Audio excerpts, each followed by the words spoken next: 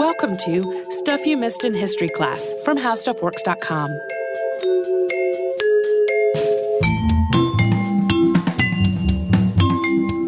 Hello and welcome to the podcast. I'm Holly Fry. And I'm Tracy V. Wilson.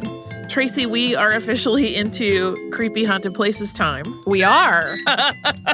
But as people who have listened to the show in the past, and particularly our Halloween episodes might know, sometimes even the creepy haunted things, we have to talk about the explanations and validity versus not of those creepy haunted claims. So if you just want a ghost story, you might be disappointed. Well, and this is one of those cases where the reporting of the ghosts is very different between like English-speaking ghost hunters and locals. Yes, for sure. Today's topic is actually about what is now an uninhabited island that has come to be called all manner of spooky things in some of the rather more sensationalist discussions of it, including Plague Island and the Island of Ghosts and the Venetian Island of No Return, which I love, but plenty of people have gone there and looked around and come back, so that doesn't really seem valid. And since we're headed into Halloween, it seemed like the perfect time to tackle this odd, tiny little patch of land in the lagoon surrounding Venice. And first, we're going to talk a little bit about the island itself, which is Poveglia, and then we're going to talk about its history, and finally, some of the legends that have given it all of those scary monikers. And there is some creepiness, even before we get to that part. Oh, sure. There's always a little creepiness. Especially when a place has been around for a long time. And the tiny island of Poveglia sits south of Venice proper. It's west of the Venice Lido sandbar in the Venice Lagoon. Yeah, if you look at a map of Venice, there's the tight cluster of islands that make up sort of what I would call the city proper. And then that sandbar extends to the east of that, down kind of in a southerly direction at a slight angle. And then Poveglia is kind of in the towards the base of that sandbar in that lagoon. And Poveglia, as viewed from above, is shaped sort of, and I really have to make clear that it's a sort of like a narrow fan in what looks like three pieces when you're viewing it from an aerial shot. So the base at the southern end of the island is an octagonal shape, and it's separated from the rest by a little bit of water. And then the remaining fan, which is about 7.5 hectares or 18.6 acres, is bisected by a canal that runs across it roughly east to west. And there is a footbridge that connects the two sections of the island that are separated by that canal. It almost doesn't look like a real thing viewed from above to me. Yeah. So there are a number of buildings on the island. That includes the remains of a church, a hospital, and a series of smaller structures that appear to have been staff housing and administration buildings. Yeah, and if you're looking at it, like I said, in those two land pieces connected by a bridge, the southerly one is the one where the buildings are. The one to the north doesn't really have anything built on it. And access to Poveglia would normally happen via boat from Venice, but there are no regularly running ferries or water shuttles. You cannot just ask someone with a boat to take you there because most of them won't go. And this is usually chalked up to some sort of, sinister reason, either that people are too superstitious to go near it, or on a more practical level, that they just aren't interested in tourists adding to the morass of ghost stories about the island. But the reality of the situation is actually quite mundane. It is just off limits to visitors. So Poveglia's beginnings aren't all that well documented, but it's likely that it served as a haven in the 5th century for people who were fleeing invaders to the European continent. At that point, it was called Popeglia, most likely derived from someone's family name. The island was inhabited into the early 9th century when its existing population left as Charlemagne's son Pepin attacked Venice.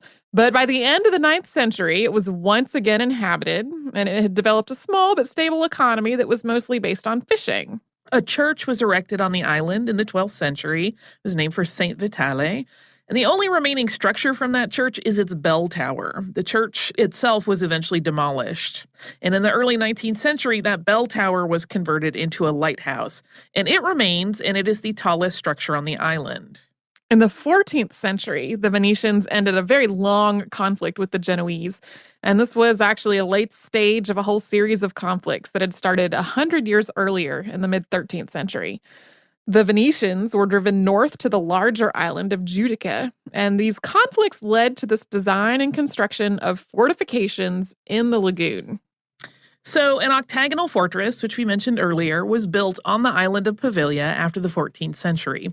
That's what forms that base of that sort of fan shape that I described. And this was one of several forts in the area that were built to protect Venice. In addition to the octagon at Poveglia, there was the arsenal in Venice proper, the fort on the island of Sant'Andrea, and another octagon at Alberoni. And this group of fortifications has actually been nominated as a UNESCO World Heritage Site under the umbrella name Venetian Works of Defense between 15th and 17th centuries. When you look at the aerial views of the island, this octagonal fort combined with the canal are what really makes it look like to me like, is this a theme park ride? It does look a little, it looks to me also sometimes like a very fat punctuation mark. Mm-hmm. Like an exclamation point and the fort makes the dot at the bottom. Sure. But it's not a normal shape. No. Poveglia was briefly part of the Austrian Empire before Napoleon conquered it for France. And it was during this time that the Church of Sant Vitale was brought down and the lighthouse was converted. And during the Napoleonic Wars in the first 2 decades of the 19th century, the fortress on Poveglia was used first by Napoleon as a place to stash weapons, and then it was repurposed by English soldiers as a location from which they could launch an ambush on French ships. And according to legend, the prisoners that they took in these ambushes were taken to the island and killed, and then their ships were left to sink in the lagoon. There is one legend I don't go into later that there are still French ships just sitting there at the bottom of the lagoon. Poveglia was also used as a lazaretto or a maritime quarantine location as part of the public health office. As Venice has been an important seaport all through its history, it's often had to take measures to ensure that visitors and traders who were traveling through the city would not bring an outbreak of disease with them. That sort of outbreak could quickly devastate the population of a city like Venice. And similarly, if Venice had an outbreak of disease, those leaving could carry it and then spread it far and wide. So to that end, both incoming and outgoing travelers would have to wait either on their ships off the coast or on the island of Poveglia for a period of 40 days to ensure that they were not brewing a potential health crisis before they were granted admittance to the city or before they were let go. And this is claimed in some sources as the origin of the word quarantine. So quaranta is the Italian word for 40. Ferdinand von Guram, who was a commander of a volunteer corps of Viennese soldiers to fight against Napoleon I, wrote an account of his time in quarantine in his book that was called A Pilgrimage to Palestine, Egypt, and Syria. That book was published in 1840. And the account that's dated September 6th, 1831 reads as follows. I am on board the ship Ulysses. She has not finished her quarantine and is subject to all the rigors of the sanitary laws. Since my embarkation, I am myself considered as one infected with the plague. This letter will be taken up with pincers and put into a tin box, and it will come to you stabbed, sprinkled with vinegar, and fumigated. I left Venice at 7 a.m. The Admiralty gondola came to my hotel to fetch me. The captain of the port had kindly caused such necessaries as I should want for the voyage to be purchased for me.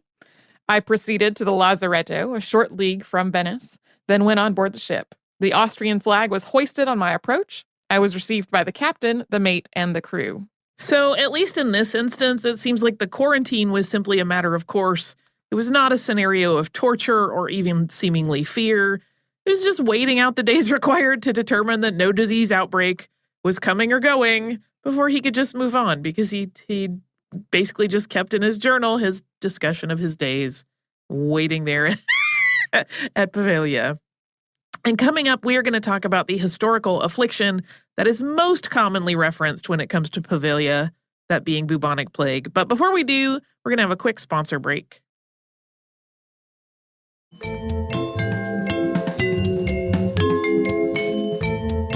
So while Poveglia's use as a lazaretto went well into the 19th century, it's the surges of bubonic plague that made the island famous as a holding facility.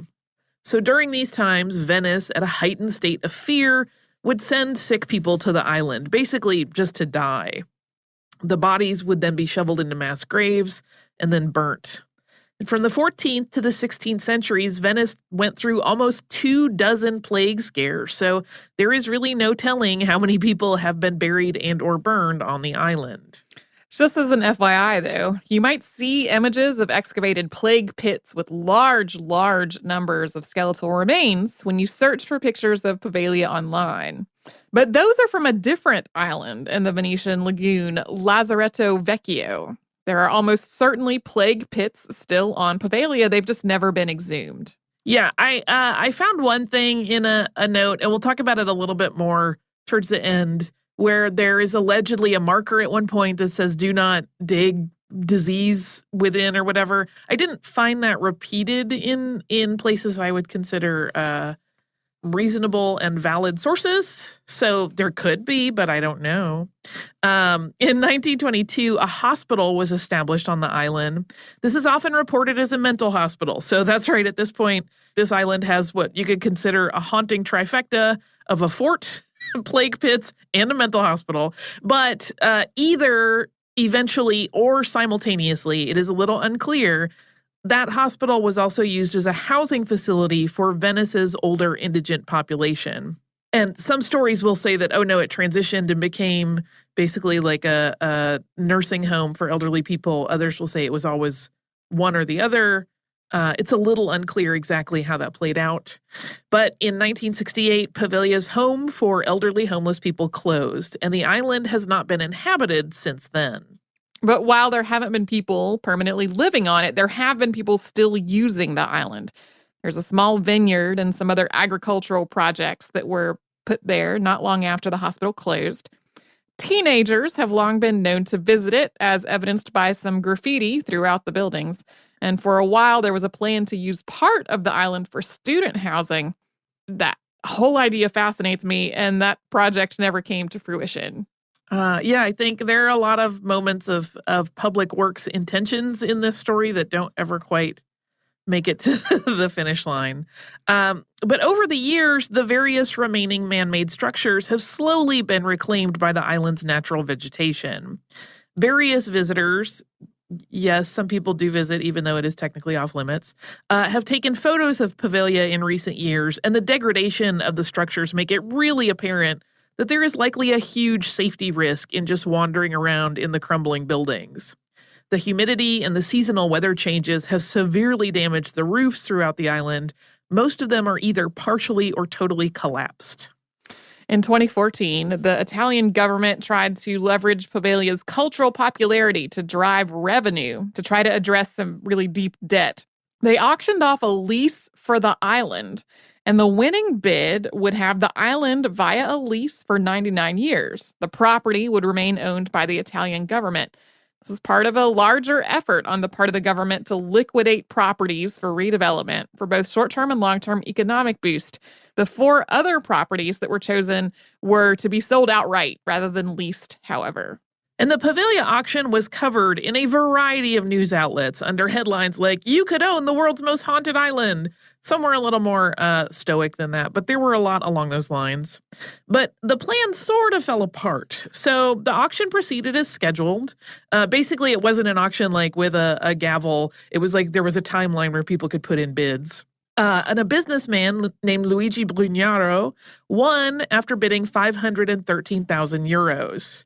I saw one estimate that put that somewhere between $700,000 and $250,000 in American money. So through a spokesperson, it was announced that the purchase was made by Brugnaro to ensure that this piece of property went to an Italian rather than a foreign developer, and that whatever project was chosen for it was going to be designed for public use. An activist group, which was referred to as the Poveglia Association in most English-language news outlets, but which is really called Poveglia per tutti in its actual name, which means Poveglia for everyone, tried to raise funds to purchase the island and make it a historic property. And they did make an offer, but it was much, much lower than this winning bid. It was 160,000 euros. That came from 4,329 donors. Once Brugnaro's bid was in, the Poveglia Association insisted that the Italian state agency that was handling the auction and the sale not accept this offer. Brugnaro's plan was eventually rejected by the Agenzia del Demanio on the grounds that what he had in mind was incongruous with the restoration needs of the island. At the time of the determination that the original bidder's plan wasn't workable, Venice was also in the midst of a scandal related to bribes that was impacting a lot of city officials. In actuality, that bid was really too low to meet the needs of the state in terms of denting their debt. Brugnaro initially intended to pursue this matter through legal channels, thinking that his offer should have been accepted under the terms of the auction. But then he decided to run for mayor of Venice on a conservative platform, and he won. And when he started his campaign, he renounced any interest in Poveglia to avoid any conflicts of interest. And since that time, Poveglia per Tutti has continued to work on developing a proposal for the island that will retain its historical identity and make 2/3 of the island public recreational space, rather than allowing it to become a luxury tourist destination, which has happened to pretty much all the other little islands that were sold off. Yeah. It's not surprising at all that an island with so many tragic historical events is rumored to be haunted. I mean, like Holly said earlier, it's got the whole trifecta of hauntings. And because of the lack of documentation and excavation, there's just a big gap in knowledge about a lot of different aspects of Poveglia's history. And that means that people have filled in these gaps with fantastic tales. And we're going to go through just a few of them. So the soil, some people claim, is 50% human ash, because according to rumor, more than 100,000 bodies are buried there, and this is, again, a pretty small space. We have no idea, really, how many plague victims or other people have been laid to rest on the island. Recent statements by the group working to make public spaces on the island say that those numbers are very inflated in all likelihood. But as a counter, there have been those mass graves found on Lazaretto Vecchio nearby, so it does not seem that unlikely that Poveglia has a similar situation. Rumors persist that local fishers are so terrified of accidentally netting human remains that they won't go anywhere near the island. And some versions of this particular part of the story indicate that the main concern is accidentally disturbing an ancestor. But this story is just simply not true. Modern photos show active fishing nets in place around the island. And there are a couple of different angles to the haunting stories that are associated with this Venice Lagoon island. The most standard/obvious version is simply that all those plague victims ferried to the island to die never found peace in the afterlife, and so their spirits are trapped on Poveglia. There have also been accounts that claim to have seen plague doctors with those unique and distinctive masks wandering the island in spectral form. A lot of times that plague doctor image, which is very creepy and sort of beautiful if you're into gothic-y things, is very much associated with Poveglia. A more layered version claims that when the mental hospital was built, the patients were haunted by the plague ghosts who were already on the island. And then as patients at the hospital died, they just joined the ghosts that were already there. And we are going to talk about the darkest and most grisly of the haunting legends about Poveglia in just a moment. So if you are a little bit easily spooked, or maybe if you have a littler listener, this is a good time to just preview this last section if you're concerned. But before we do it, we're going to hear from one of our sponsors that keeps this show going.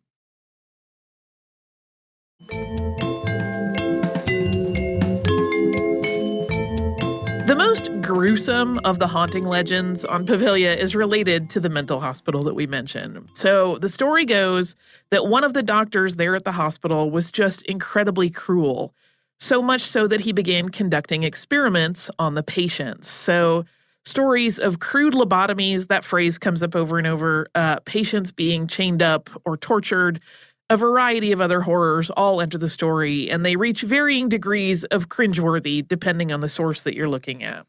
Eventually, the doctor in this scenario is said to have been driven to kill himself, either because he realized the horror of what he was doing and was guilty about it, or because he was haunted by the dead of the island. And in this story, he jumped from the bell tower. There are variations about whether he just fell or whether he was pushed by mysterious forces as well. And in some versions, I found this and I was sort of delighted. The fall did not kill him, but instead he was engulfed by some sort of otherworldly mist, presumably spirits. These stories often end with the spookiest of lines, but his body was never found, suggesting sort of obliquely that he could somehow still be wandering around out there. But the boring reality is that this entire story of a doctor who was incredibly cruel and unkind and was driven mad appears to have been completely fabricated. Yeah. There is no record of such a person or event, which is why nobody has ever found a body. Yeah. Yeah, it's very tropey. It's very ghost it's got all the story checkboxes tropey. of trope. Yeah. Yeah. A big part of this whole haunted label that's been put on Poveglia seems to have come from the TV show Ghost Adventures. In 2009, the series had an episode about Poveglia in which one of the hosts claimed to have been temporarily possessed during the filming. And the show described Poveglia as the world's most haunted island, and the stories have only gained momentum since then. Yeah, you really do notice, like, there's not a lot of write-ups that you can find before that about it being haunted. I'm sure any place that, has been abandoned, those local stories come up about it, and sometimes they get used to try to keep children in line, etc. But in terms of, like, the online content about it and any sort of, like, write-ups, they're not really about it being haunted until after this. And then they just go bananas, and they're everywhere you can find haunting stories. But there also has been a growing movement to give Poveglia a place in Venice's history without all of those paranormal and spooky rumors. So for many locals, even though the island has officially been off limits to visitors, it was part of their youth. Many of them grew up going to the island to fish or explore with friends or get into a bit of teenage mischief away from adults. In addition to wanting Poveglia to be spared the fate of the other lagoon islands, which most of them have had hotels built on them, they tend to be very big, luxurious hotels. These Italians want to put to rest the ghost stories that have really sensationalized the identity of the island on the global stage. In some cases, this seems like it might be muddling the history even farther, though. For example, there have been claims that the hospital on the island was never a mental hospital, but there is at least one sign that's been photographed there in recent years that reads psychiatric department in Italian. Yeah, so that kind of fuels the idea that it was a mental hospital, but it also really does not help the case of people going, no, nothing weird happened here. It's kind of like you got to acknowledge what was real in order to soothe a more sensationalized discussion about it. And of course, there are loads of places to find references to Poveglia in modern fiction, which in many cases are kind of adding to that haunted mystique. A place that appears to be based on Poveglia is actually in the first chapter of the graphic novel Sandman, Endless Nights by Neil Gaiman. And Poveglia also appears in other graphic novels as well. It's referenced periodically in various fictional TV shows, and it is currently the setting of an Italian film that is in development titled The Plague Doctor. And in nonfictional art, there's a drawing of Poveglia by Giacomo Guardi in the Metropolitan Museum of Art's collection. This image is labeled The Island of Poveglia with British naval officers embarking, and it was drawn sometime in the late 18th or early 19th century. It features a scene that looks full of life and very active. There's not a ghost in sight, and we'll put a link to it in the show notes. Yeah, that's in their online archive, so you can look at it and see that it just looks like any drawing you would see of a busy island with military personnel coming and going on it. Not spooky at all. Yeah, you just went to the Met. I was going to ask if it was what inspired this episode. I did not see it at the Met. If I had, that would have been a whole other thing. I did get another idea for a different show at the Met, but you'll have to wait for that one.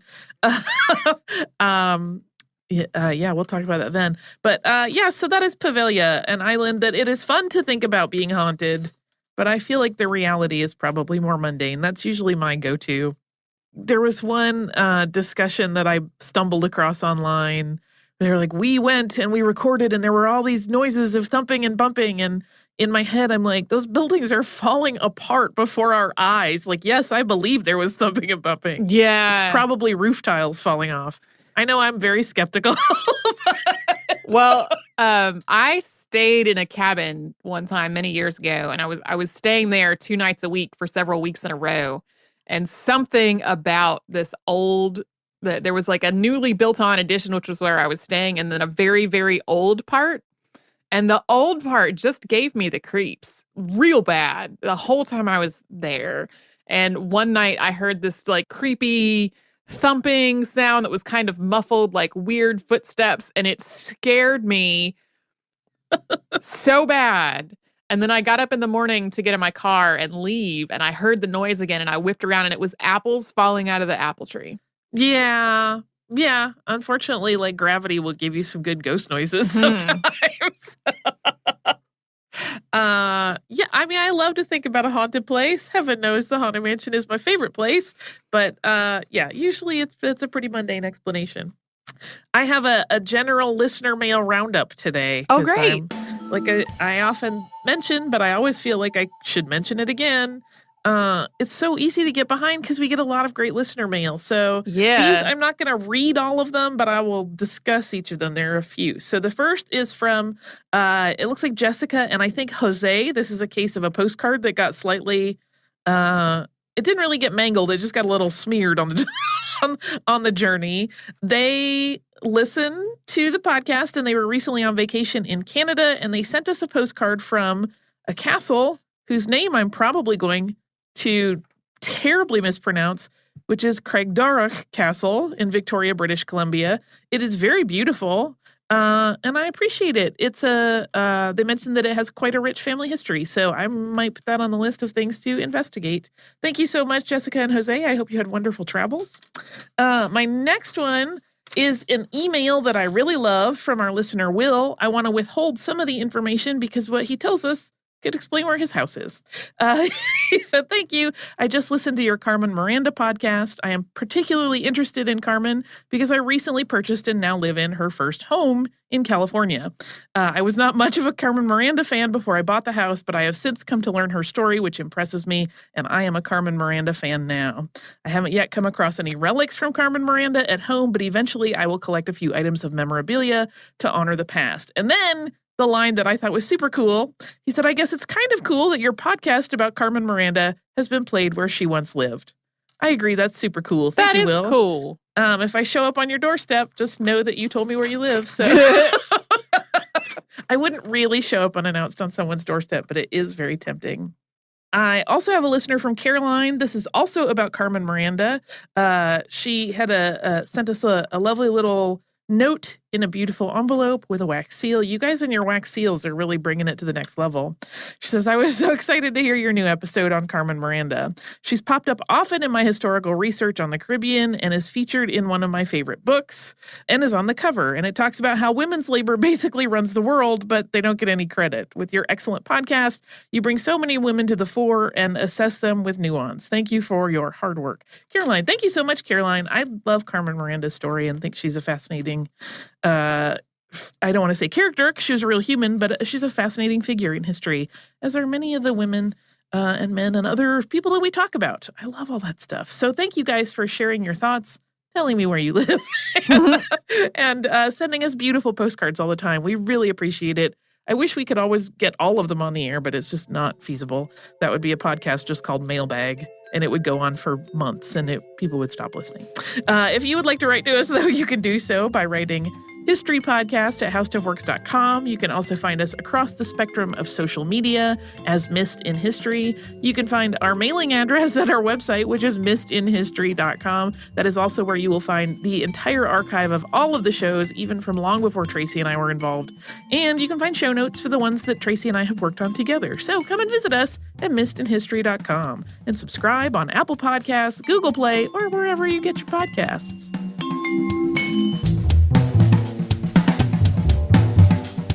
For more on this and thousands of other topics, visit howstuffworks.com.